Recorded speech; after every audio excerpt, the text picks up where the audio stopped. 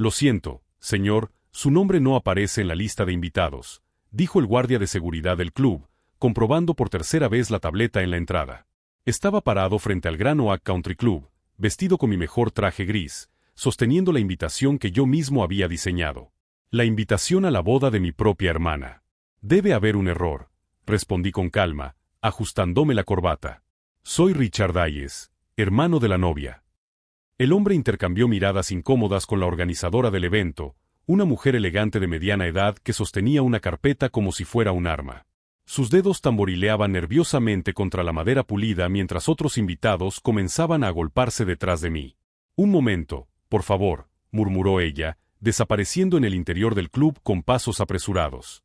Mientras esperaba bajo el sol abrasador de junio, observé a los demás invitados entrar libremente.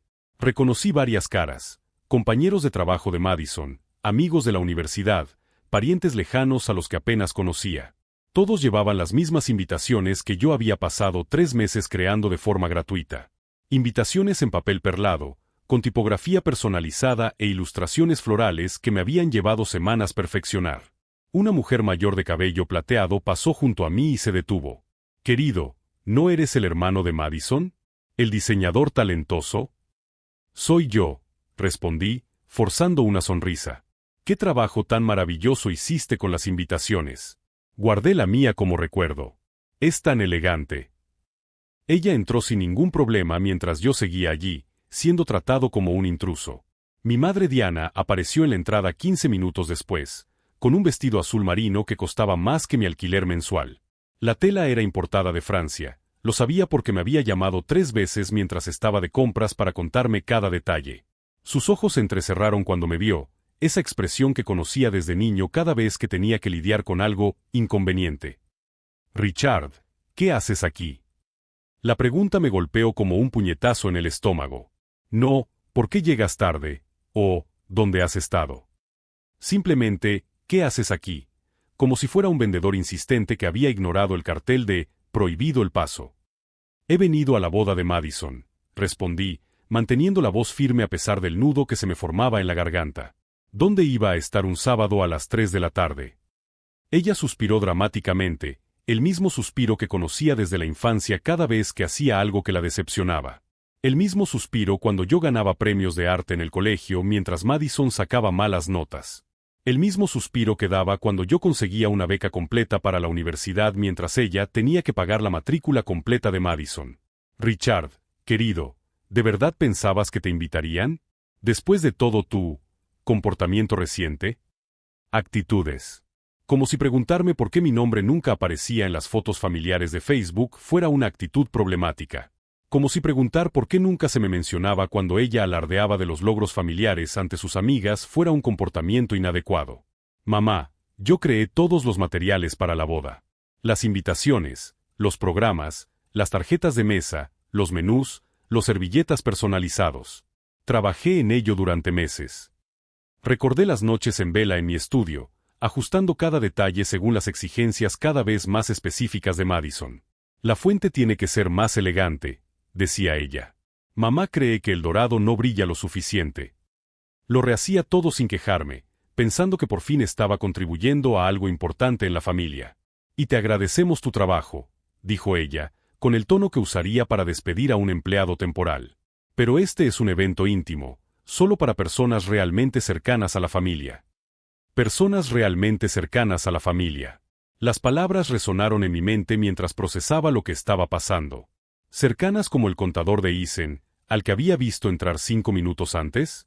¿Cerca como los compañeros de trabajo de su madre, a los que Madison conocía desde hacía menos de un año? Me llamo Richard Hayes, tengo 29 años y acabo de descubrir que mi propia familia no me considera parte de ella. Crecí como el hijo menor en un hogar de clase media en Beacon Hill, siempre a la sombra de mi hermana Madison, 3 años mayor que yo. Mientras ella era popular y sociable, recibiendo elogios constantes por su personalidad cautivadora, yo era el chico callado que prefería dibujar a jugar al fútbol. Papá solía decir que tenía un ojo especial para la belleza, siempre animando mis proyectos artísticos mientras mamá suspiraba y preguntaba cuándo desarrollaría intereses más prácticos. Tras la repentina muerte de mi padre cuando yo tenía 15 años, un infarto fulminante durante una importante presentación en el trabajo, el favoritismo de mi madre hacia Madison se hizo aún más evidente. Era como si, al perder al único adulto que me valoraba, me hubiera vuelto invisible en mi propia casa.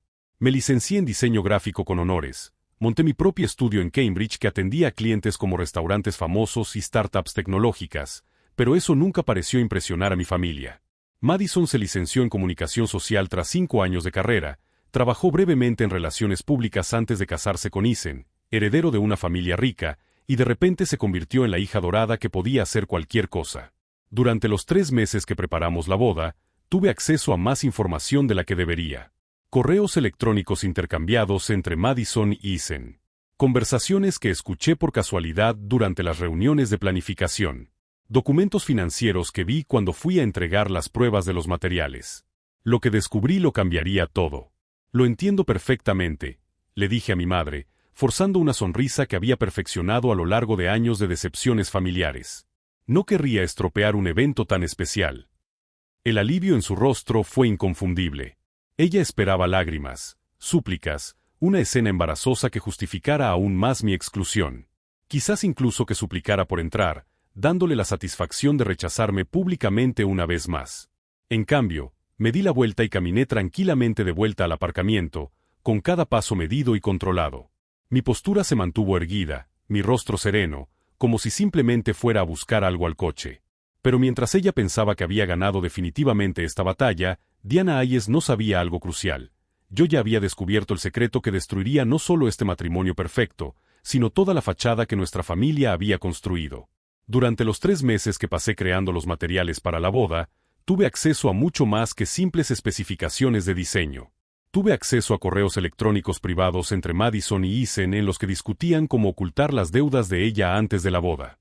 Documentos financieros que mostraban que el próspero negocio de Ethan era en realidad una fachada para blanquear el dinero de su padre. Conversaciones grabadas accidentalmente en mi teléfono durante reuniones en las que se burlaban de los parientes menos afortunados que tendrían que tolerar en la boda. Y ahora, sentado en mi coche en el aparcamiento, observando a los invitados celebrar dentro a través de las ventanas de cristal del club, abrí mi portátil y empecé a escribir el primer correo electrónico de una serie que convertiría este día perfecto en una pesadilla que nunca olvidarían. El primer mensaje era para Robert Sullivan, periodista de investigación del Boston Globe que me había pedido ayuda con el diseño de unas presentaciones el año anterior. El segundo, para Amanda Chen, auditora de Hacienda que conocí en un evento de networking. El tercero, para Marcus Thompson, detective privado especializado en fraudes financieros. Cada correo electrónico contenía archivos adjuntos cuidadosamente organizados. Documentos, grabaciones, pruebas que había recopilado no por malicia, sino por curiosidad profesional, que se convirtieron en descubrimientos devastadores. Si estás siguiendo esta historia y quieres descubrir cómo un diseñador gráfico subestimado puede destruir un matrimonio utilizando solo la verdad, no olvides suscribirte al canal. Porque mientras ellos brindaban allí dentro, creyendo que se habían deshecho del hermano inconveniente, la verdadera fiesta no había hecho más que empezar. Mientras conducía lejos del Gran Oak Country Club, los recuerdos comenzaron a fluir como un torrente. Cada recuerdo cobraba ahora un nuevo significado, como piezas de un rompecabezas que finalmente encajaban revelando una imagen devastadoramente clara.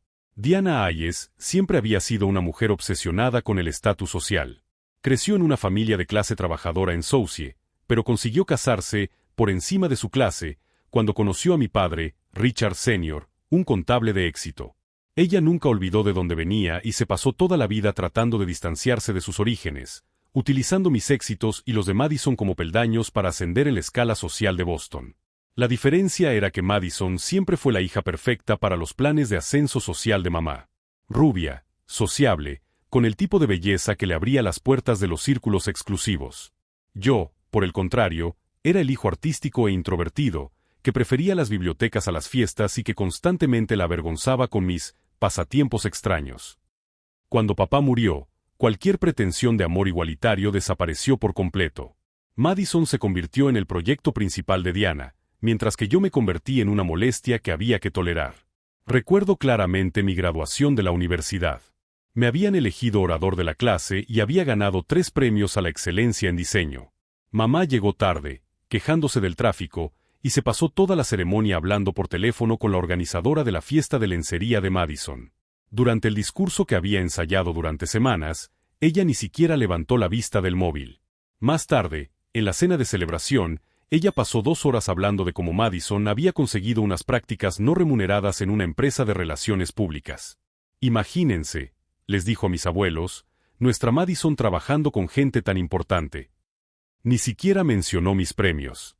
Madison, por su parte, siempre aprovechó ese favoritismo con la crueldad casual de quien nunca ha tenido que luchar por la atención. Tenía un talento especial para convertir mis momentos de orgullo en oportunidades para destacar. Cuando abrí mi estudio de diseño, por ejemplo, ella anunció en la misma cena familiar que estaba pensando en hacer un curso de fotografía. De repente, la conversación se centró por completo en el talento artístico natural de Madison y en cómo ella probablemente sería mejor que Richard en eso también, como siempre lo ha sido en todo. El peor episodio ocurrió hace 3 años, durante el funeral de nuestra abuela paterna. Había preparado un video conmemorativo con fotos antiguas de la familia, en el que había trabajado durante semanas como homenaje a la mujer que siempre me había apoyado. El video estaba pasando cuando Madison interrumpió la proyección para anunciar su compromiso con Ethan. «Perdón por interrumpir», dijo ella, sin parecer en absoluto arrepentida, «pero no podíamos esperar para compartir nuestra alegría con vosotros». Mamá literalmente aplaudió. Durante el velatorio de su propia suegra. ¿Y Ethan? Ethan Reynolds era la personificación de todo lo que Diana siempre había querido para su familia. Heredero de una fortuna amasada en el sector inmobiliario, graduado en Harvard, con conexiones que se extendían desde Wall Street hasta Martha's Vineyard.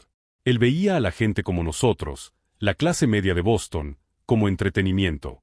Tenía una forma condescendiente de hablarme, siempre preguntándome por mis proyectos artísticos, con el tono que se usa para hablar con un niño sobre sus dibujos con tizas de colores. Durante los meses de preparación de la boda, tuve una visión privilegiada de cómo eran realmente cuando creían que nadie les prestaba atención. Estaba entregando las pruebas de los menús cuando escuché a Madison hablando por teléfono con una amiga.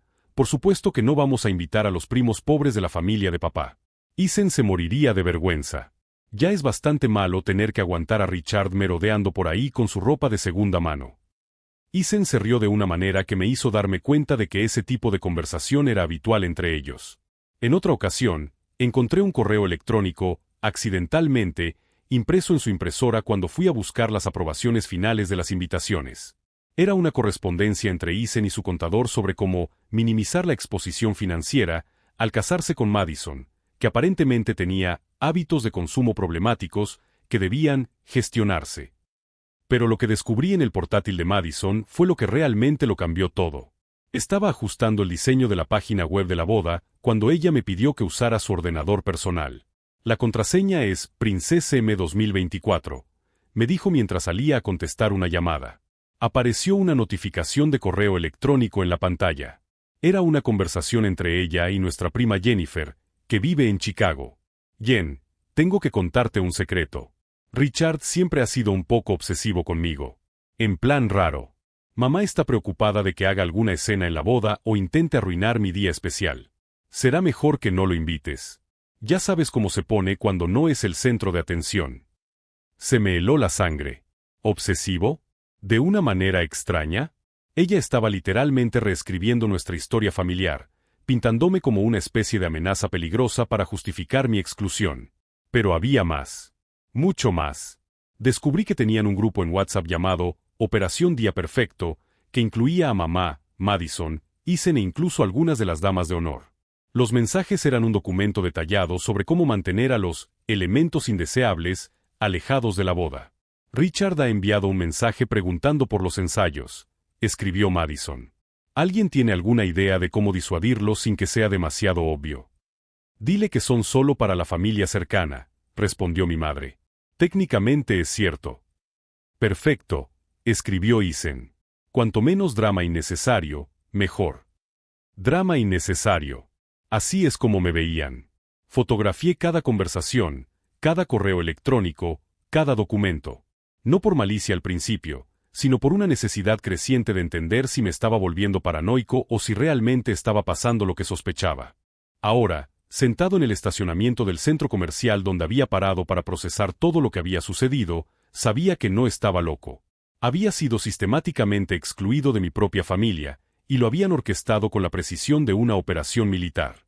Pero mientras ellos celebraban su victoria dentro del club, pensando que finalmente se habían deshecho del hermano inconveniente, No sabían que yo había descubierto algo que convertiría este día perfecto en una pesadilla pública. Durante mi investigación accidental de la vida digital de ellos, descubrí que la empresa de Eisen estaba siendo investigada por lavado de dinero.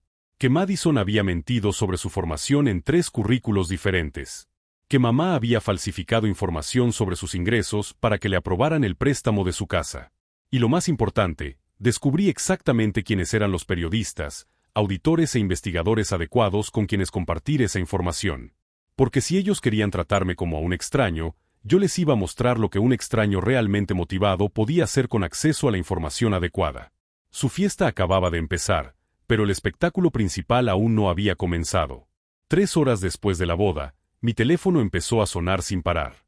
Era Stephanie, mi mejor amiga desde la universidad, que había visto las fotos de la boda publicadas en Instagram por otros invitados. Richard, ¿dónde demonios estabas? He visto el hashtag de la boda de Madison y no sales en ninguna foto.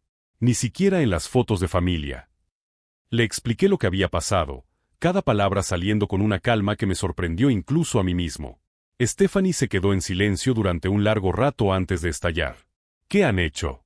Richard, eso es psicológicamente devastador. Tienes que demandarlos, exponerlos públicamente, hacer algo. Haré algo, respondí, mirando las pruebas organizadas en mi portátil. Pero no como tú imaginas. Mientras hablábamos, recibí una notificación en mi teléfono. Madison había publicado en Instagram una foto de ella con mamá y Eisen, con la leyenda, mi familia perfecta en mi día perfecto. Rodeada solo de amor verdadero hoy. Amor verdadero. Las palabras me quemaron como ácido. Pero fue el comentario de mi tía Rebecca lo que realmente me destrozó. ¿Dónde está Richard? No lo veo en ninguna foto. La respuesta de Madison llegó 20 minutos después. Algunos familiares han decidido no participar. Respetamos estas difíciles decisiones. Decidieron no participar. Ella había convertido mi exclusión forzada en una decisión mía, pintándome como alguien que deliberadamente boicoteó la boda de su propia hermana. En ese momento, algo se cristalizó dentro de mí. Durante años, había aceptado ser el hijo descuidado, el hermano olvidado, el pariente inconveniente. Siempre creí que, si era lo suficientemente bueno, lo suficientemente talentoso, lo suficientemente exitoso, ellos finalmente me verían. Pero ahora entendía la verdad, ellos me veían perfectamente bien. Y conscientemente elegían descartarme. El lunes siguiente a la boda, volví al trabajo tratando de mantener la normalidad. Pero las preguntas de mis compañeros sobre cómo había sido la boda familiar, me dolían profundamente. Inventé excusas vagas sobre eventos íntimos, hasta que Jessica, mi socia en el estudio, me llevó a una conversación privada. Richard, pareces destrozado. ¿Qué pasó realmente en esa boda? Jessica Chen era más que una compañera de trabajo. Se había convertido en mi confidente durante los 5 años que llevábamos trabajando juntos. Le conté toda la historia, desde la exclusión hasta las pruebas que había descubierto. Sus ojos se abrieron como platos cuando le mostré algunas de las conversaciones del grupo Operación Día Perfecto. Richard, esto es pura sociopatía. Y esas pruebas sobre las actividades ilegales de ellos. Ella hizo una pausa, procesando las implicaciones. Tienes material suficiente para destruirlos por completo. Lo sé, respondí. La pregunta es, ¿debo hacerlo? La pregunta es, ¿por qué no deberías hacerlo? Esa noche fui a cenar solo al Joe's Bar, un bar cercano a mi apartamento al que solía ir cuando necesitaba pensar. Estaba tomando mi segundo whisky cuando alguien se sentó a mi lado en la barra. Pareces alguien que acaba de sobrevivir a un funeral, dijo Marcus Sullivan, un periodista de investigación del Boston Globe al que conocía de pasada del gimnasio. Peor, respondí. He sobrevivido a un matrimonio. Él se rió, pero se dio cuenta de que no bromeaba. ¿Quieres hablar de ello? Por impulso, decidí contárselo. Marcus escuchó con creciente interés, especialmente cuando mencioné las irregularidades financieras que había descubierto. Richard, está sentado sobre una bomba periodística. La familia Reynolds tiene tentáculos en toda la élite política y empresarial de Boston. Si la mitad de lo que me estás contando es verificable. Todo es verificable, le interrumpí, mostrándole algunas capturas de pantalla en mi teléfono. Marcus pidió otra ronda de bebidas para los dos. ¿Puedo hacerte una pregunta delicada? ¿Por qué no has sacado esto a la luz antes? La respuesta fue inmediata. porque todavía había una parte de mí que esperaba que me quisieran. ¿Y ahora? Ahora sé que su amor siempre fue condicional, y las condiciones eran imposibles de cumplir. Marcus se quedó en silencio un momento y luego dijo, «¿Sabes qué? Si decides seguir adelante con esto, no hay vuelta atrás, ¿verdad? Una vez que esta información se haga pública, tu familia nunca volverá a ser la misma». «Mi familia nunca me ha incluido de verdad», respondí. «Quizás sea hora de dejar de proteger a personas que no me protegerían». Salí del bar con la tarjeta de Marcus en el bolsillo y una decisión cristalizada en mi pecho. El miércoles recibí una llamada inesperada de Madison. «Richard, tenemos que hablar. Mamá está muy molesta por tu actitud en la boda. Dejar a todos en esa situación fue muy inmaduro por tu parte». Mi actitud. Dejar a todos en esa situación. Su descaro era impresionante. «Madison, me impidieron entrar en tu boda después de trabajar gratis en ella durante 3 meses. Bueno, siempre has sido un poco dramático con estas cosas. Lo importante es que ahora podemos seguir adelante como una familia». ¿Seguir adelante como una familia? Sí. Isen y yo estábamos pensando. ¿Quizás podrías diseñar nuestras tarjetas de Navidad de luna de miel? Obviamente, tendríamos que ser muy específicos sobre el estilo que queremos. La desconexión con la realidad era tan completa que casi me echó a reír. Ella realmente creía que yo seguiría siendo el hermano útil e invisible, disponible para prestar servicios gratuitos mientras se me excluía sistemáticamente de cualquier reconocimiento o inclusión real. «No voy a hacer las tarjetas de Navidad, Madison». «¿Por qué? Siempre te has preocupado por ayudar a la familia». «Porque no somos familia», respondí, y colgué. Esa noche, organicé todos los documentos, grabaciones y pruebas en carpetas cuidadosamente categorizadas. Documentos financieros que mostraban el lavado de dinero de Isen. Correos electrónicos que probaban que Madison había mentido en múltiples solicitudes de empleo. Pruebas de que mamá había falsificado información para conseguir préstamos. Y lo más importante, tenía todas las conversaciones del grupo Operación Día Perfecto, que mostraban exactamente cómo habían orquestado mi expulsión mientras se beneficiaban de mi trabajo. El jueves llamé a Marcus Sullivan. ¿Sigues interesado en esa historia? ¿Te has decidido? Lo he decidido. Pero hay una condición. Quiero que la historia se publique el domingo, en el primer aniversario de su boda. Marcus se rió. El timín lo es todo en el periodismo. Necesitaré 48 horas para verificarlo todo y escribir el artículo. Tendrás todas las pruebas mañana al mediodía. Colgué el teléfono y miré por la ventana de mi apartamento hacia las luces de Boston. Durante 29 años había intentado ser el hijo y el hermano que ellos querían. Siempre adaptándome, siempre tratando de complacer, siempre esperando que esta vez fuera diferente. Pero no sería diferente. Nunca lo sería. Y finalmente, por primera vez en mi vida, estaba bien con eso. Porque si ellos querían tratarme como a un extraño, yo les iba a mostrar exactamente lo que un extraño motivado y bien informado podía hacer cuando dejaba de intentar proteger a personas que nunca habían intentado protegerlo a él. La verdadera fiesta apenas estaba comenzando, y esta vez, él sería el anfitrión. Llegó el viernes y tenía exactamente 48 horas para organizar la exposición más completa posible. Marcus había aceptado mi calendario, pero me advirtió que necesitaríamos al menos 3 fuentes independientes para cada afirmación. «El periodismo de investigación no es porno vengativo, Richard», me dijo durante nuestra reunión en la cafetería cercana al Globe.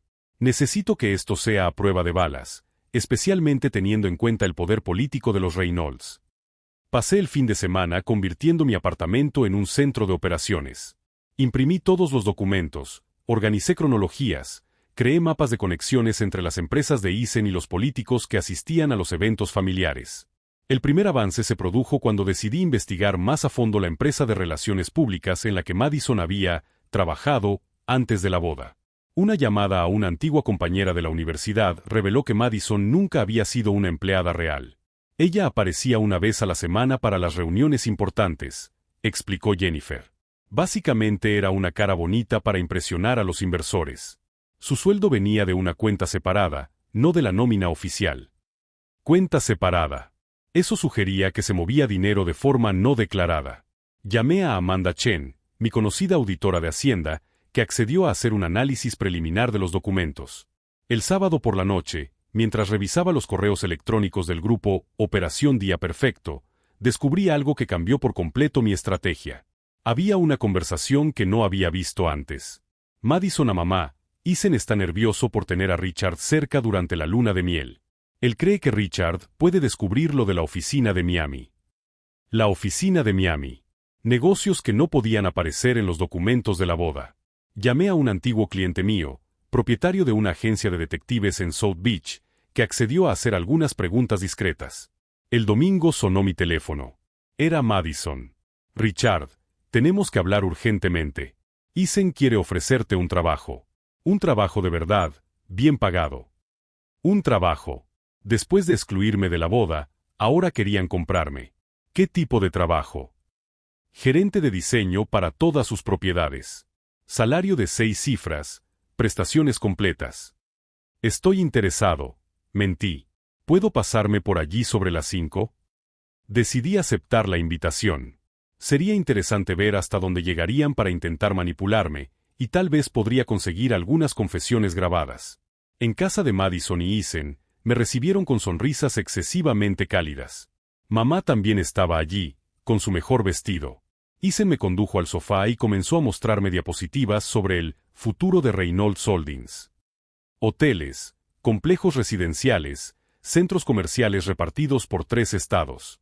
El salario inicial sería de $120,000 al año, dijo con naturalidad. Más bonificaciones, coche de empresa, seguro médico premium. Si estás siguiendo esta historia de manipulación familiar y quieres ver cómo termina, no olvides suscribirte al canal para descubrir todos los giros que aún están por venir. Es muy generoso, respondí, fingiendo considerarlo seriamente. ¿Por qué este cambio repentino? He estado reflexionando sobre la importancia de mantener el talento en la familia, dijo Ethan, deslizando un contrato por la mesa. Y hay una pequeña cláusula de confidencialidad. Es habitual en el sector. Hojeé el contrato rápidamente. La cláusula era en realidad una orden de silencio encubierta, que me prohibía discutir cualquier aspecto de los negocios de Reynolds con terceros, incluidos los medios de comunicación o las autoridades. Ellos lo sabían. Quizás no conocían los detalles específicos, pero sabían que yo había descubierto algo. Necesito pensarlo, dije, cerrando el contrato. Salí de su casa a las 7 de la noche con una grabación completa de la conversación en mi teléfono. Me habían dado pruebas adicionales de que sabían de actividades cuestionables y estaban tratando de encubrirlas.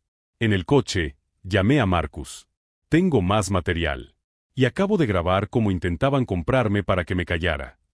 Cuando llegué a casa, tenía un mensaje de mi contacto en Miami. Él había encontrado documentos sobre la oficina fantasma de Ethan que sugerían lavado de dinero involucrando casinos y empresas ficticias. La víspera de la publicación, recibí una última llamada de Madison. Richard, aún no has firmado el contrato. Ethan se está impacientando.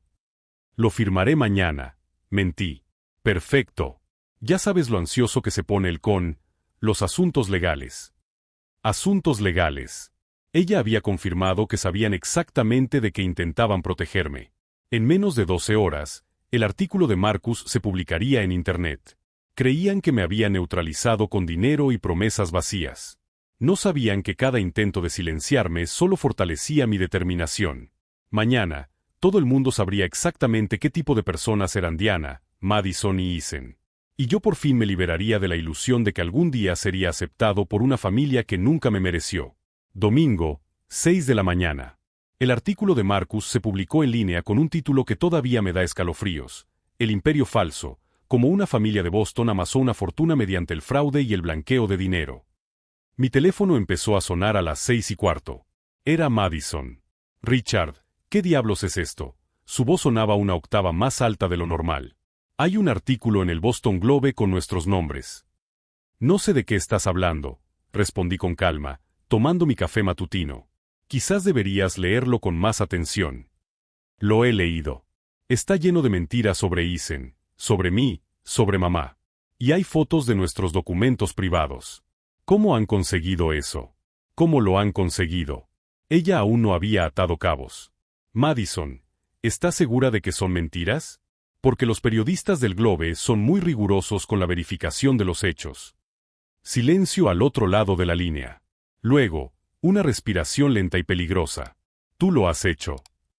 No era una pregunta. ¿Hice qué? tú les has dado esa información. Madison, estoy en casa tomando café. No sé de qué. Mi teléfono no pasa de sonar. Hay periodistas en mi puerta. Los vecinos están mirando. Ethan está teniendo un ataque de pánico. La llamada se cortó abruptamente. 15 minutos después, mamá llamó. Su voz tenía ese tono gélido que conocía de mi infancia, cuando estaba realmente furiosa. Richard Hayes, tienes dos opciones. O llamas a ese periodista ahora mismo y retractas todo lo que has dicho, o nunca volverás a formar parte de esta familia. Mamá, respondí tranquilamente, ayer me demostraron que ya no formaba parte de esta familia. No juegues conmigo, jovencito. Sabes muy bien que ha habido un malentendido. ¿Un malentendido? Mi voz finalmente adquirió un tono de ira. Diana, me han impedido entrar en la boda que yo mismo he organizado. Después de 3 meses de trabajo gratis. Estás siendo dramático. Estoy siendo sincero. Y, al parecer, la sinceridad es algo nuevo en esta familia.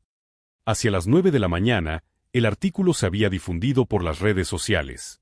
El hashtag #Reynolds Scandal era tendencia en Twitter. Mis amigos empezaron a enviarme capturas de pantalla con comentarios devastadores. Siempre supe que había algo raro en esa familia. ¿Quién más se compadeció del hermano excluido de la boda? Giro inesperado. El hermano rechazado tenía las pruebas todo el tiempo. A las 10, mi teléfono volvió a sonar. Era Ethan. Richard, tenemos que hablar. En persona. Ahora. Su voz sonaba diferente. Ya no tenía esa arrogancia casual, ese tono condescendiente. Se notaba que estaba tratando de controlar el pánico. Claro, Ethan. ¿Dónde quieres que nos veamos? En el aparcamiento de Whole Foods en Harvard Square. 15 minutos. Cuando llegué, Ethan estaba apoyado en su BMW, fumando nerviosamente. Parecía haber envejecido 5 años desde ayer. Ojeras profundas, ropa arrugada, manos ligeramente temblorosas. Richard, dijo cuando me acerqué, tenemos que resolver esto. ¿Resolver qué? Esta situación. El artículo. Sabes que puede destruir vidas inocentes, ¿verdad? Vidas inocentes. La ironía era deliciosa. Ethan, ¿puedes explicarme exactamente qué parte del artículo no es cierta? Hizo una pausa, calculando la respuesta.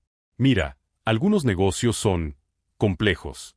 Pero eso no significa que sean ilegales. Y Madison, ella solo estaba tratando de construir una carrera. ¿Construir una carrera mintiendo sobre su formación académica? Todo el mundo exagera un poco en su currículum. Ethan, lo interrumpí, me excluisteis de la boda de mi propia hermana. Luego intentasteis comprarme para que me callara. ¿Por qué debería ayudaros ahora? Él me estudió durante un largo momento, como si me viera por primera vez. ¿Cuánto quieres? Perdón. Para hacer esto desaparecer. Para decir que te lo inventaste todo. ¿Cuánto? La pregunta me golpeó como un puñetazo. Incluso ahora, con todo derrumbándose a su alrededor, Ethan seguía creyendo que todo tenía un precio. No se trata de dinero, Ethan. Todo el mundo tiene un precio, Richard. ¿200,000? ¿500,000? No. 1,000,000. El último. Lo miré a los ojos y vi algo que nunca había visto antes. Miedo genuino. No al escándalo, ni a la exposición pública. Miedo de que, por primera vez en su vida, había encontrado a alguien a quien no podía comprar. Lo único que quiero, dije con calma, es que admitan lo que han hecho. Públicamente. Su expresión se endureció. Eso no va a pasar. Entonces no hay nada más que discutir. Empecé a alejarme cuando oí su voz detrás de mí, más baja pero cargada de amenaza. Richard, no sabes con quién estás tratando. Mi familia tiene abogados. Recursos. Podemos hacerte la vida imposible. Me detuve y me volví lentamente. Ethan, en los últimos 5 años, ustedes ya han hecho de mi vida un infierno. La diferencia es que ahora ya no finjo que eso es normal. Esa tarde, mamá apareció en mi apartamento. La estaba esperando. Ella entró sin ser invitada, con esa postura erguida que adoptaba cuando quería intimidar. Pero hoy había algo diferente. Sus movimientos eran menos seguros, su voz menos autoritaria. Richard, has destruido nuestra familia. No, respondí, cerrando la puerta. He expuesto a nuestra familia. Ese artículo. La gente nos evita. Los vecinos no nos saludan. Madison recibe miradas extrañas en el trabajo. Quizás deberían haberlo pensado antes de excluirme de la boda. Ella me estudió con esa expresión que yo conocía bien, como si estuviera tratando de encontrar el ángulo adecuado para manipularme. Hijo, su voz adquirió un tono más suave. Sé que en los últimos años has sentido que tal vez no has recibido toda la atención que mereces. La atención que merecía. Como si el amor familiar fuera un privilegio que hay que ganarse. Diana, te voy a dar una oportunidad para arreglar esto. Una única oportunidad. Ella se inclinó hacia adelante, esperanzada. Llama a Marcus Sullivan. Concierta una entrevista. Cuéntale la verdad sobre cómo me habéis tratado a lo largo de los años. Admite que me excluisteis deliberadamente de la boda. Y pide perdón. Públicamente. La esperanza desapareció de sus ojos inmediatamente. Eso es ridículo.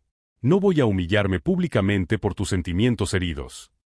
Entonces no hay nada más que discutir. Ella se levantó, recuperando su postura imperial. Siempre has sido un desagradecido, Richard. Tu padre se avergonzaría. La mención de mi padre fue la gota que colmó el vaso. Mi padre, dije lentamente, sería el primero en aplaudir lo que estoy haciendo. Él sabía reconocer el carácter. Y tú nunca lo tuviste. Su rostro se retorció con una ira que nunca había visto antes. ¿Quieres guerra, Richard? La tendrás. Pero recuerda una cosa, puedes haber destruido nuestra reputación, pero seguimos siendo tu familia. Y las familias saben dónde hacer más daño. Después de que ella se fue, me senté en mi sillón y abrí el portátil. Marcus me había enviado un correo electrónico. La segunda parte del artículo sale mañana. Tienes que verlo. El archivo adjunto era un borrador titulado El hermano olvidado, como un diseñador gráfico derribó un imperio familiar. Era mi historia. Completa, documentada, verificada. Mientras leía, mi teléfono sonó por última vez. Era Madison, pero su voz sonaba diferente. Quebrada. Richard, has ganado. ¿Estás contento ahora? Madison, esto nunca se trató de ganar. Entonces, ¿de qué se trató? De ser visto. De ser respetado. De ser tratado como parte de la familia, no como un empleado desechable. Silencio. ¿Y ahora qué? Preguntó ella finalmente. Ahora aprenderán a vivir con las consecuencias de sus propias decisiones. Igual que yo he aprendido a vivir con las mías. Cuando colgué, miré por la ventana hacia las luces de Boston. Mañana se publicaría la segunda parte de la historia. El mundo entero sabría no solo de los delitos financieros, sino también de cómo una familia puede ser cruel con sus propios miembros. Por primera vez en 29 años, ya no era invisible. Y, por fin, eso era suficiente. 6 meses después de la publicación de los artículos, las consecuencias finales se estaban desarrollando exactamente como había previsto. Ethan Reynolds fue acusado de lavado de dinero, evasión fiscal y fraude empresarial. La investigación federal que comenzó con las pruebas que yo proporcioné se amplió para incluir otros 3 estados y reveló una red de corrupción que involucraba a políticos locales y empresarios influyentes. Su sentencia, 15 años de prisión federal y confiscación de bienes por valor de $22 millones. Madison perdió su trabajo 2 semanas después de que se publicara el segundo artículo. Ninguna empresa de relaciones públicas de Boston quería asociar su nombre con alguien cuyas mentiras profesionales estaban documentadas públicamente. Ella intentó mudarse a otras ciudades, pero Internet no olvida. Actualmente trabaja a tiempo parcial en una tienda de ropa en Portland, Maine, utilizando su apellido de soltera. Diana Hayes se enfrentó al peor destino posible para alguien como ella, el aislamiento social total. Sus amigas del club dejaron de contestar sus llamadas. Los vecinos la evitaban en los pasillos del supermercado. Perdió su casa en una ejecución hipotecaria después de que los gastos legales acabaran con sus ahorros para defender a Ethan, y ahora vive en un apartamento de una habitación en Quincy. Pero la transformación más significativa ocurrió conmigo. 3 meses después de la publicación de los artículos, recibí una llamada inesperada. Era Jennifer Walls, directora ejecutiva de la mayor agencia de diseño del país, con sede en Nueva York. Richard, he leído tu historia y sobre tu trabajo. Estamos buscando a alguien con tu integridad y talento para dirigir nuestra división de Boston. La oferta incluía un salario que triplicaba mis ingresos anteriores, participación en los beneficios y total autonomía creativa. Más importante que el dinero era el reconocimiento profesional que siempre había buscado. ¿Por qué yo?, pregunté durante nuestra entrevista en persona. Porque alguien que mantiene sus estándares éticos incluso cuando le cuesta caro es exactamente el tipo de liderazgo que queremos, respondió ella. Y porque tu portafolio muestra una evolución artística impresionante en los últimos meses. Tenía razón. Las piezas que creé durante y después de la crisis familiar tenían una profundidad emocional que mi trabajo anterior nunca había tenido. El dolor se había transformado en arte. Me mudé a un loft en Back Bay, 5 veces más grande que mi apartamento anterior. Contraté a una asistente, Jessica, que se había convertido en una verdadera amiga durante todo el proceso. Mi vida profesional floreció de una manera que nunca imaginé posible. Y lo que es más importante, empecé a construir la familia que siempre merecí. Stephanie organizó una cena de inauguración de mi nueva casa e invitó a personas que realmente se preocupaban por mí. Marcus Sullivan vino, junto con Amanda Chen, que se había convertido en una amiga íntima tras nuestra colaboración en la investigación. Varios clientes que respetaban mi trabajo. Compañeros de la nueva empresa que valoraban mi contribución. Mirando alrededor de la mesa esa noche, rodeado de personas que me habían elegido por quien era, no por obligación familiar, comprendí por fin lo que significaba pertenecer a algún lugar. Richard, dijo Marcus, levantando su copa de vino, nos has enseñado que a veces el mayor valor es dejar de intentar ser aceptado por personas que nunca nos valorarán. La frase resonó en la sala y todos brindaron. En ese momento, me di cuenta de que la victoria no estaba en su caída, sino en mi ascenso. 6 semanas después, Madison me llamó por primera vez desde las publicaciones. Richard, su voz era diferente, más baja, más humilde. Quería pedirte perdón. La escuché en silencio mientras hablaba de terapia, de cómo finalmente entendía lo que había hecho, de cómo nuestra madre la había moldeado para competir conmigo en lugar de amarme. No espero que me perdones, dijo finalmente. Solo quería que supieras que reconozco que siempre has sido mejor persona que cualquiera de nosotros. Madison, respondí tras una larga pausa, gracias por llamar. Significa mucho para mí. No le dije que la perdonaba, porque todavía estaba procesando 29 años de dolor. Pero tampoco le dije que no la perdonaría. Algunas heridas necesitan tiempo para sanar por completo. Mamá nunca llamó. Y descubrí que eso ya no me dolía.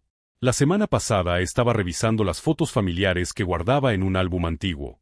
Encontré una foto de la última Navidad que pasamos juntos como familia, antes de la muerte de papá. Yo tenía 12 años, Madison 15. Todos sonreíamos con sinceridad. No sentí ira al mirar esa foto. Sentí gratitud. Gratitud por haber tenido un padre que me vio y me amó completamente, aunque fuera por poco tiempo. Gratitud por las lecciones que esa terrible experiencia me enseñó sobre la resiliencia, la autoestima y la diferencia entre la familia de sangre y la familia elegida. Y gratitud por comprender que merezco ser amada tal y como soy. Hoy, 6 meses después, trabajo con clientes que respetan mi creatividad, vivo en una casa que he decorado a mi gusto y salgo con gente que disfruta genuinamente de mi compañía. Ya no necesito demostrar mi valía a nadie, porque finalmente he entendido que él nunca estuvo en cuestión. La familia que siempre busqué no era aquella en la que nací, sino la que construí con personas que me eligieron de nuevo. Si esta historia de rechazo familiar, venganza inteligente y reconstrucción personal te ha llegado al corazón, no olvides suscribirte al canal. Tenemos muchas otras historias sobre personas que han convertido sus mayores humillaciones en sus mayores victorias. Porque a veces, las personas que nos rechazan nos están haciendo el mayor favor de nuestra vida, obligándonos a descubrir que somos mucho más fuertes y valiosos de lo que jamás imaginamos.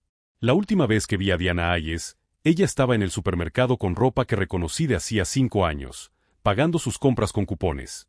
Ella también me vio, pero apartó la mirada rápidamente y se dirigió a otro pasillo. ¿Yo? Estaba eligiendo vinos para una cena que daría esa noche para inaugurar mi nueva galería de arte. Sí, abrí una galería como proyecto paralelo. La buena vida tiene esas cosas.